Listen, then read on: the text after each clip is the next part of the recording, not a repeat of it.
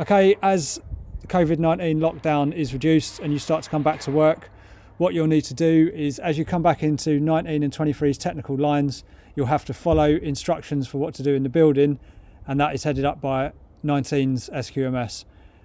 Your HODs will have direction about your workstations and your actual departmental rooms on how to comply with social distancing there. What I'm doing here is just giving you a bit of guidance on the kit we've got and how you're to clean your workstations. It's a 2-minute presentation, 2 to 3 minutes, so it shouldn't take up much of your time. Okay, for your keyboard and your mouse, what you'll need to do is acquire or try to get a little tiny spray bottle, the types that are in most of the med modules that we use to spray people with water when they're exposed to heat. So you just need a little spray bottle in 20-litre quantities daily, or when required, we're going to make up chlorine solution. So you come to us, the bulk of your cleaning will be a chlorine solution, which is held by myself. You fill up your spray bottle and you'll initially clean your mouse. You need to do this after use, i.e. if you are working on a workstation and somebody else needs to do work after you, you clean it before they get on it.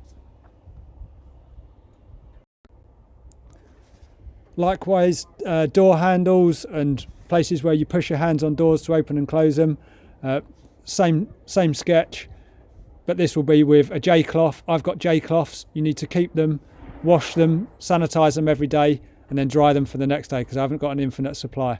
I've put down, you need to do them at least daily. That means screw the nut, you need to do them at least once a day, but probably more than that if there's been a high volume of traffic through your store. Surfaces. This is desks, brew stations if your HOD has still got a brew station, or any sort of communal surface that you touch routinely and daily. That needs to be cleaned daily in the same way with cloths and chlorine solution. So for EME, you need to use the Clinell wipes, the ones in the picture, not the detergent wipes, because they're not antibacterial and antiviral. Obviously, electromedical equipment, which could be touching patients, this is something we really need to be swept up on.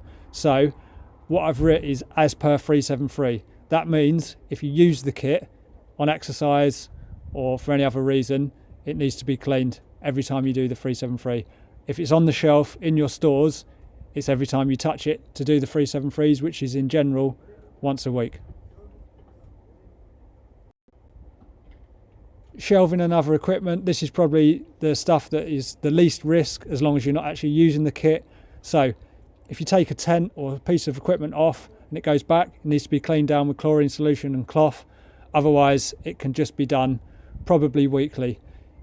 Probably get away with not obviously wiping down an 18 by 24 tent every week with chlorine solution, but if it does go out of your store and come back in again, give it a wipe down. Shelves, the visible parts of the shelves that you can get your hands on once a week. Yeah. Okay, floors then, they need to be swept probably daily, and an MOD detergent used, swept and mopped daily with MOD detergent.